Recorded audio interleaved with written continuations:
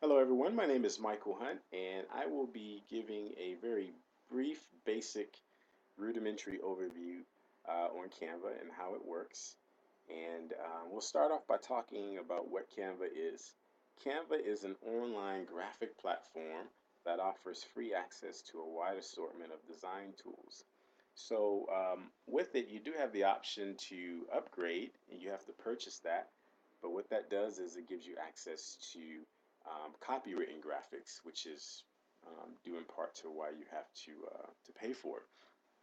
But in any case, to use Canva, you have to create a profile, and once that profile is created, you do have the option to log in through social media, which is what I personally like to do, and I'll get why I like doing that. But once you log in, your homepage will look something like this, and you do have different categories that Canva provides for you, and it begins with the most popular design types. Now, as it talks about popular design types, it's not necessarily talking about the graphics themselves, but it's more or less talking about the layout, the orientation, and the dimensions. And what's great about Canva is that it also allows the users to have a lot of creative liberty in how they choose to depict their graphics. So, for example, I have this graphic here of waffles, and I like the graphic, but I just don't like the length times the width of it. I don't like the how it appears. So I can go to the upper right hand corner here, select my custom dimensions, and when I do that, I can plug in my numbers for right? And then I click this design button, and out comes the graphic of my choice with the dimensions of my liking. So in that way, I do find that it's very much like experiential learning because with experiential learning, you learners go through the process of doing, observing, thinking, and planning. So as you work through Canva, you realize that certain things work for you, certain things don't, but you can only learn what works and what doesn't work through experience it, through actually doing it. So I find that's very closely connected to that particular theory. Now, getting back to why I like to choose, why I like to log in through social media, is is really for this reason. You go to your left-hand corner here, and this is all your profile, and you see this option here that says share it with you. So I click on that, and I logged in through my Facebook account. And what that does is it shows me the graphics that friends of mine on Facebook used on Facebook. So, in other words, those graphics are now available to me.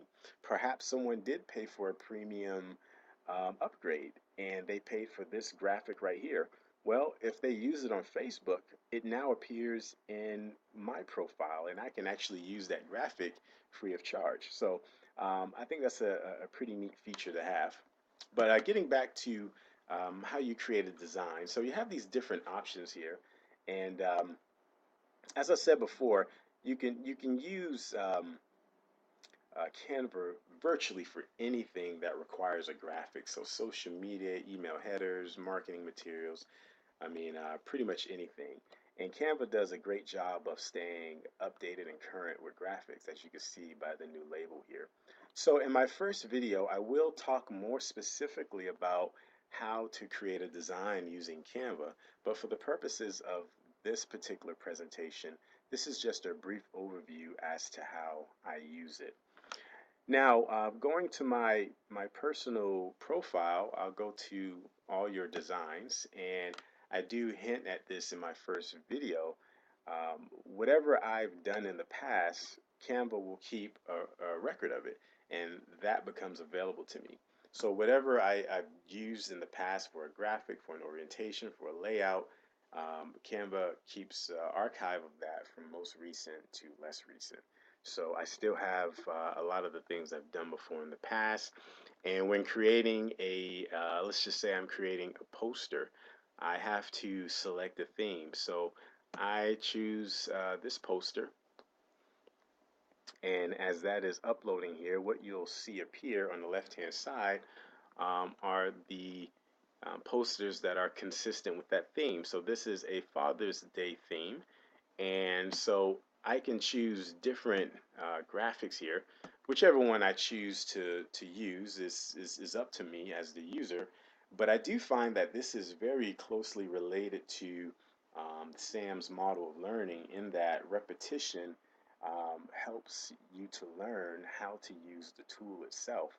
So regardless of whether I like what I've chosen or not, the idea of going through that process of choosing and doing that repeatedly is very consistent with that particular model of learning.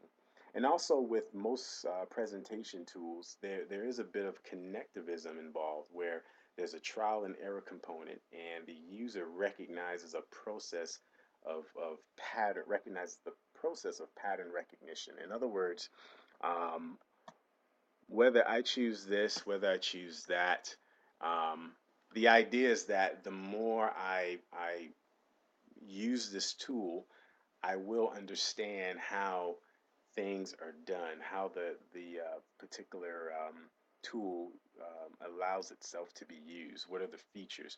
Those things don't change with this particular tool. And so once I understand the process and how Canva allows me to do certain things with its slides, that process won't change. So I do find that very consistent what connectivism is about, minus the human element. But like I said, I will get into how to create a design more specifically with more detail in my first video. But for the purpose of this one, this is an overview as to how you can use Canva.